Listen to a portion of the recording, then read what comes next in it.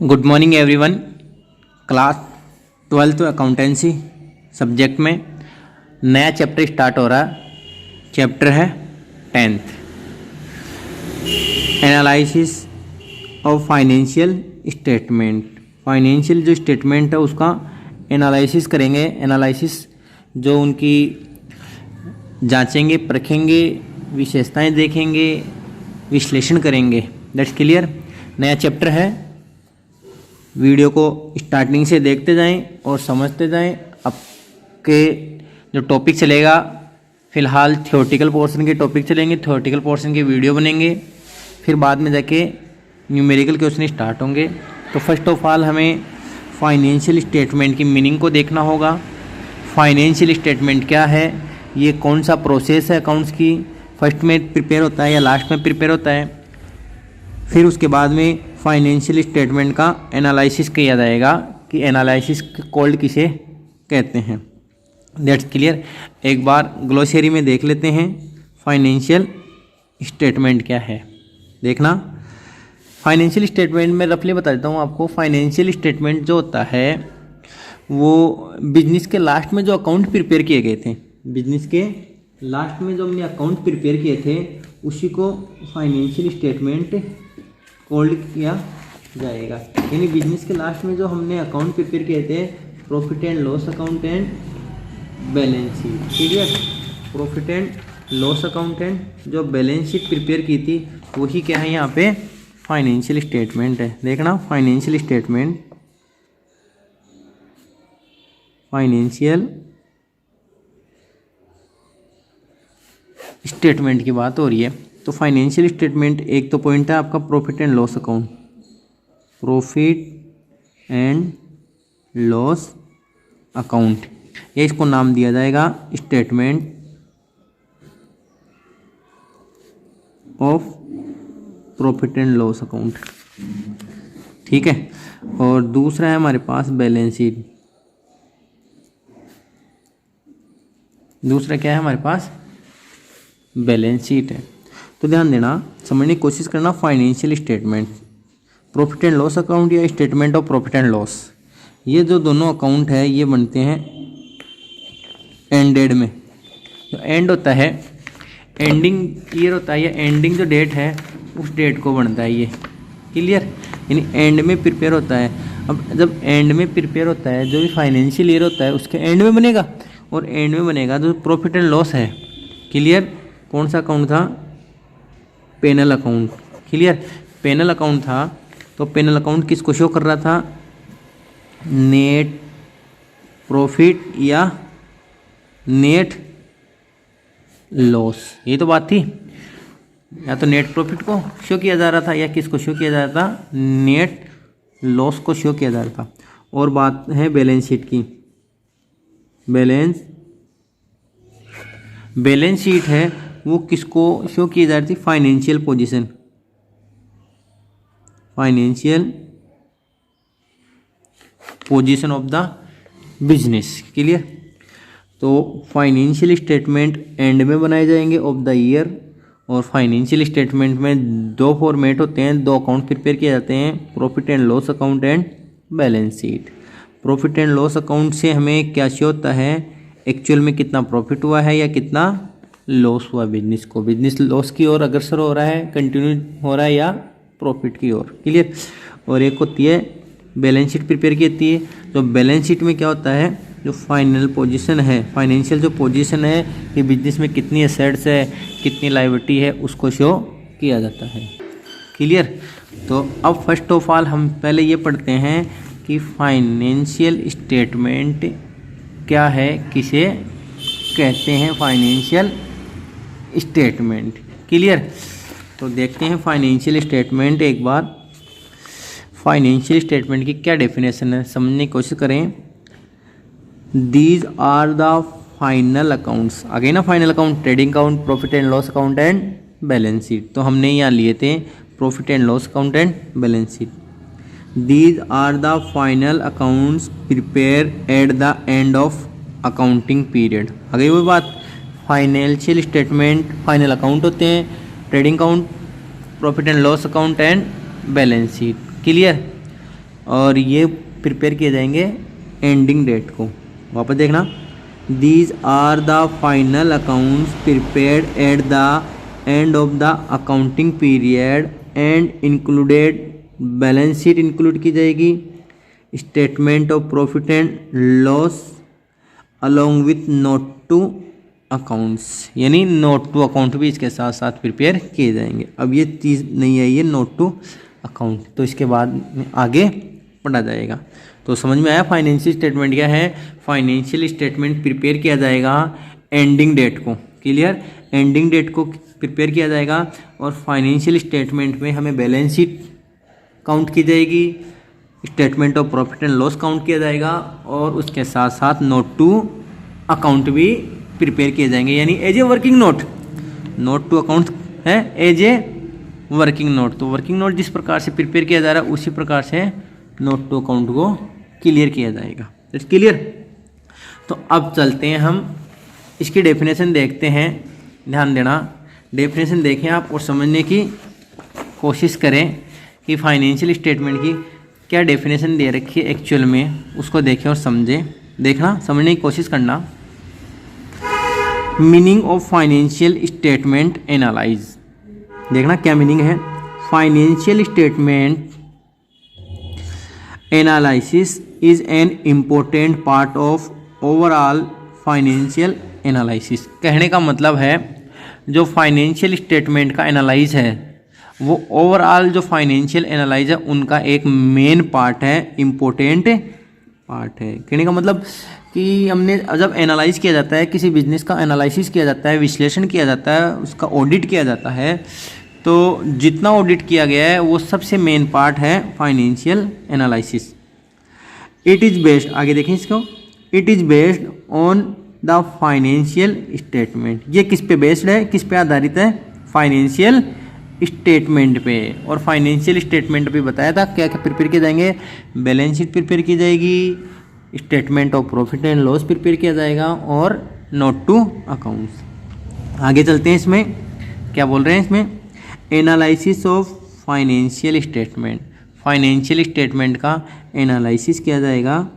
It is a systematic process, systematic process है उसको follow किया जाएगा ऑफ एनालाइजिंग, सिस्टमेटिक प्रोसेस है ऑफ एनालाइजिंग। और देखें हम क्या क्या कह रहे हैं, ये क्लियर देखें। सिस्टमेटिक एनालिसिस है द फाइनेंशियल इंफॉर्मेशन, जो भी फाइनेंशियल इंफॉर्मेशन है इन the financial statement, understand and make a decision regarding the operation of the enterprises. कहने का मतलब है फाइनेंशियल स्टेटमेंट में जो एनालिसिस किया जाएगा, फाइनेंशियल स्टेटमेंट में एनालिसिस करने का एक सिस्टमेटिक प्रोसेस है, सिस्टमेटिक जो सिस्टम से किया जाएगा वो प्रोसेस है। और फाइनेंशियल स्टेटमेंट में जो भी इंफॉर्मेशन दी जाएगी, जो भी इंफॉर्मेशन होगा उनको अच्छी तरीके से रीड किया जाएगा, रीड करने के बाद उनको अंडरस्टैंड होंगे और अंडरस्टैंड करने के बाद में कोई डिसीजन है वो टेकन किया जाएगा, लिया जाएगा। That's clear.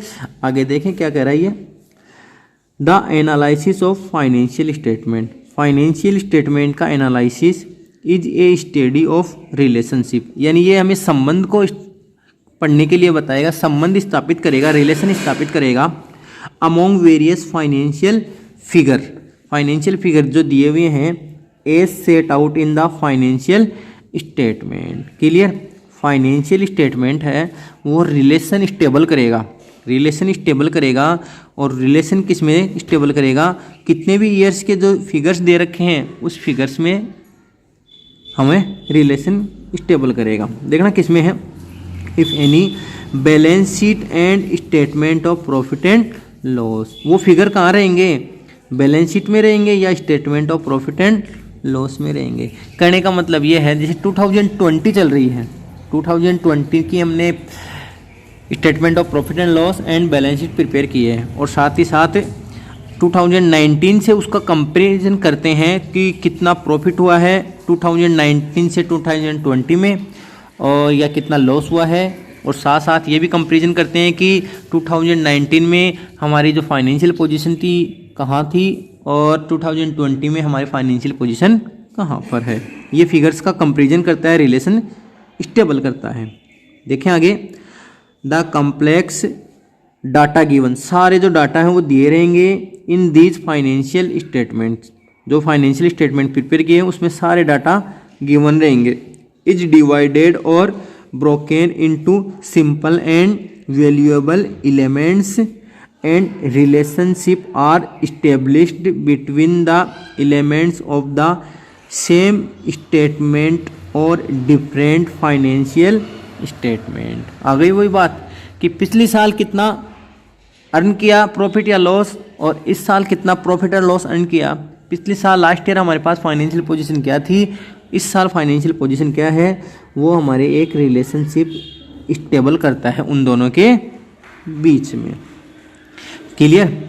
आगे बात करते हैं दिस प्रोसेस ऑफ डिवीजन, ये जो प्रोसेस है इसकी establishing relationship and interpretation thereof to understand and working and financial position of business is known as analysis of financial statement. ध्यान देना, दिस प्रोसेस, इस प्रोसेस को ही, डिवीजन को जो बांटी जाने वाली है, जो डिवाइड की जा रही है, इस्टेब्लिशिंग रिलेशनशिप स्टेबल करेगा, और एंटर प्रिपरेशन जो भी संबंध है, देयर आर टू अंडरस्टैंड, उनकी आपस में जो भी ईयर्स हैं समझ का है, वर्किंग जो भी काम होगा, एंड फाइनेंशियल जो पोजीशन है ऑफ ए बिजनेस, इसी को क्या कॉल्ड किया जाएगा, एनालिसिस ऑफ फाइनेंशियल स्टेटमेंट।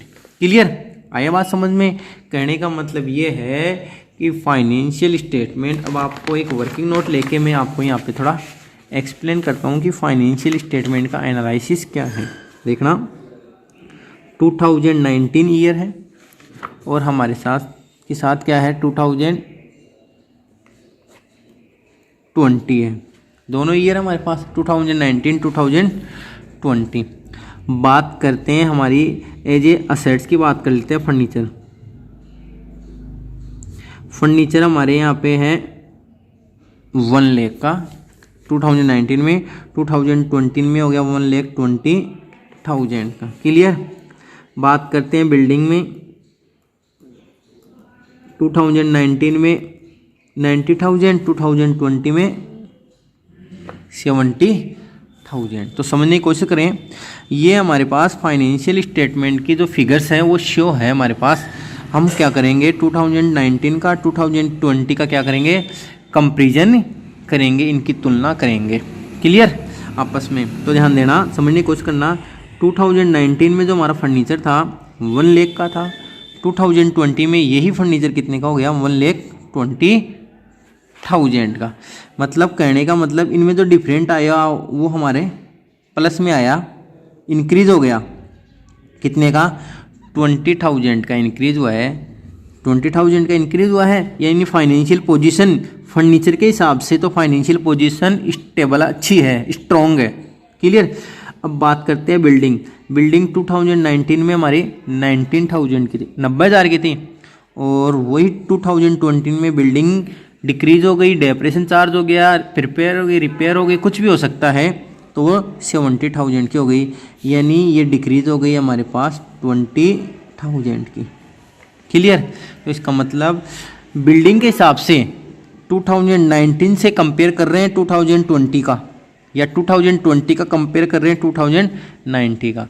तो बिल्डिंग के हिसाब से 2000 की जो पोजीशन है, फाइनेंशियल पोजीशन है, वो बिल्डिंग के हिसाब से स्ट्रॉन्ग है, और 2020 में बिल्डिंग के हिसाब से थोड़ी वीक है। आई बात समझ में। तो इनका जो एनालिसिस किया जाएगा, ये figure of 2019, figure of 2020 and difference price. ठीक है। अब बात करते हैं कि कितना प्लस में आया है। ध्यान देते हैं, कितना हमारे पास, कितना परसेंटेज, फिर इसमें परसेंटेज काउंट किया जाएगा, कितना परसेंटेज बिजनेस प्लस में गया है या गया। ये तो फिगर्स में आ गया हमारे पास। अगर हम इसकी ओवरऑल देखते हैं कि कितना परसेंटेज फर्नीचर ग्रोथ हुआ है, कितना परसेंटेज फर्नीचर ग्रोथ हुआ है, तो ग्रोथ के हिसाब से क्या हो जाएगा हमारे पास, चेंजिंग अमाउंट कितनी आई है हमारे पास, 20,000। ध्यान देना, फर्नीचर का लेते हैं हम। 20,000 अपॉन प्रीवियस ईयर का कितना हमारे पास 10 lakhs 1 लाख सॉरी भाई 1 lakhs इंटू 100 1 2 3 4 5 1 2 3 4 5 तो कितना परसेंट इंक्रीज हुआ है ये 20% इंक्रीज हुआ है यानी प्लस में। अब बिल्डिंग का देख लेते हैं। बिल्डिंग का वही है इंक्रीज अमाउंट कितनी इंक्रीज डिक्रीज 20,000 और लास्ट ईयर की डिजिट कितनी है हमारे पास 90,000 क्लियर और 10,000 1 2 3 4 1 2 3 4 ये घट गया तो ये हमारे पास 200 में 9 का हम क्या कर देंगे डिवाइड कर देंगे। जो परसेंटेज आएगी जैसे ये आगे देख लो करके देख लो 2 पॉइंट या इसके हिसाब से आएगी 20 पॉइंट आसपास आएगा 22 के आसपास आएगा और ये माइनस में हमारे पास चला गया क्लियर। तो इस प्रकार से हमने यहाँ पे एनालिसिस किया क्लियर एनालिसिस किया। आगे देखते हैं आगे क्या क्या डेफिनेशन दी हुई है ध्यान से देखें और समझे आगे वाले पॉइंट को क्या कहा जा रहा है देखना। Financial statement analysis is largely A study बड़ा स्टडी किया जाएगा of relationship among the various financial factor. अभी बताया था ना 2 ईयर्स का या 2 से मोर देन ईयर्स का दिया हुआ रहेगा तो लार्जेस्ट स्टडी है ये in the business as disclosed by a single set of statement ठीक है सिंगल सेट ऑफ स्टेटमेंट है ये and study of trends of these factors as show in the series of statement में series show किया जाएगा जिस हिसाब से ये सीरीज बनी हुई है उस हिसाब से उसको शो किया जाएगा और उसमें फिर जितना परसेंट इंक्रीज हुआ है जितना परसेंट डिक्रीज हुआ है उसको शो किया जाएगा। जो ओवरव्यू आपको मैं यहाँ पे शो कर रहा हूँ क्लियर। आगे देखें क्या कह रहे हैं ये the analysis and interpretation of financial statement का एनालिसिस करेंगे एंटर प्रिपरेशन होगा तैयारी देखना क्या है आर एन अटेम्प्ट उसमें अटेम्प्ट किया जाएगा to determine the signification and meaning of financial statement data. Financial statement में जितने भी डाटा दिए होंगे जितने भी फिगर्स होंगे उनको यहाँ पे अटेम्प्ट किया जाएगा so that the forecast may be made of the prospect of future earning. Future में कितनी अर्निंग की जाएगी एबिलिटी क्या एबिलिटी होगी टू पे इंटरेस्ट एंड डेब्ट मैच्योरिटीज़। मतलब कहने का मतलब है उस जो एनालाइज किया जाएगा हमने अभी देखो हमने एनालाइज किया हमने कि फर्नीचर हमारे 20,000 यानी 20% प्लस हो गया है और जो बिल्डिंग था 20,000 डिक्रीज यानी 22 के आसपास परसेंटेज में डिक्रीज हो गया है। तो इस हिसाब से फर्नीचर से तो हमें कितना अर्निंग हो रहा है बिजनेस से जो बिल्डिंग थी उससे कितना अर्निंग नहीं हुआ। एक तो उस चीज़ को हम देखेंगे देखना क्या कह रहा है ये फ्यूचर अर्निंग फ्यूचर में कितना अर्निंग कर सकते हैं। यानी मान लेते हैं जैसे एक एग्जांपल और ले लेते हैं हम यहाँ पे बात करते हैं हम सेल्स 2019 में हमने सेल किया है ये मान लो 16 lakhs का और 2020 है इसमें किया हमने 18 lakhs का क्लियर। तो ध्यान देना सेल्स 2019 में 16 लाख है और 2020 में 18 लाख है यानी प्लस में इन दोनों में कितने का डिफरेंट हो गया 2 lakhs का 2 लाख का हो गया। यानी 2 लाख की जो हमारी अर्निंग है 2009 की एवज में 2020 में 2 lakhs हमने ज़्यादा अर्न किया है तो यही आ गया। जो हमारा जो फ्यूचर होगा ध्यान देना जो हमारे फ्यूचर में होगा वो फ्यूचर अर्निंग का पता चलेगा। एबिलिटी टू पे इंटरेस्ट कितना हमने इंटरेस्ट पे किया जाएगा उसकी एबिलिटी काउंट कर सकेंगे और साथ ही साथ डेप्ट मैच्योरिटी यानी देखो क्या बता रहा है both current and long term यानी शॉर्ट टर्म डेप्ट का मतलब होता है लायबिलिटी कितना पेमेंट किया जाएगा हमने कितना लोगों से टेकन कर रखा है लोन के एवज में उसको कितना पेमेंट किया जाएगा क्लियर। वो करंट यानी 12 मंथ के अंडर हो सकता है या लॉन्ग टर्म भी हो सकता है। एंड प्रॉफिटेबिलिटी कितना प्रॉफिटेबिलिटी का मीन्स हो गया लाभदायक प्रॉफिट होता है कितना।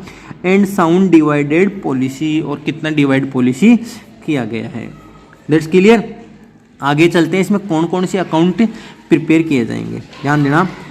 According to Indian company act 2013 section 240, ध्यान देना, इसको क्लियर करना कि फाइनेंशियल स्टेटमेंट के जो एनालाइज है वो किस सेक्शन में दिया गया है। According to Indian company act 2013 section 2 का 40 में क्या क्या प्रिपेयर किया जाएगा, from following financial statement prepare किया जाएगा। फर्स्ट है हमारा बैलेंस शीट, क्लियर। अगला है प्रॉफिट एंड लॉस अकाउंट, जिसको बोला जाएगा इनकम स्टेटमेंट और जिसे बोला जाएगा statement of profit and loss, clear. एक है कैश फ्लो स्टेटमेंट, फिर है note to accounts and explanatory notes. इसमें cash flow and fund flow statement भी क्लियर किया जाता है, ध्यान देना। अब अच्छी तरीके से देखना इसमें कौन कौन से अकाउंट प्रिपेयर किए जाएंगे।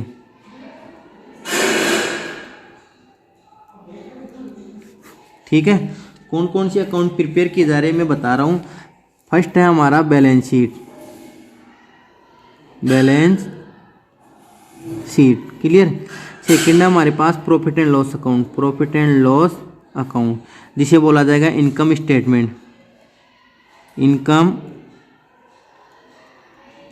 स्टेटमेंट या बोला जाएगा इसको statement of profit and loss, clear. और थर्ड है हमारे पास कैश फ्लो स्टेटमेंट,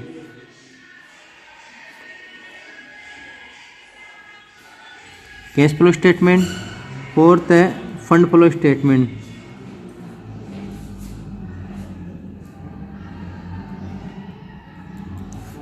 ठीक है। ध्यान देना क्या क्या ले लिया हमने, बैलेंस शीट ले लिया यहाँ पे, प्रॉफिट एंड लॉस अकाउंट या इनकम स्टेटमेंट या statement of profit and loss account, cash flow statement, fund flow statement, और फिफ्थ है हमारे पास नोट टू अकाउंट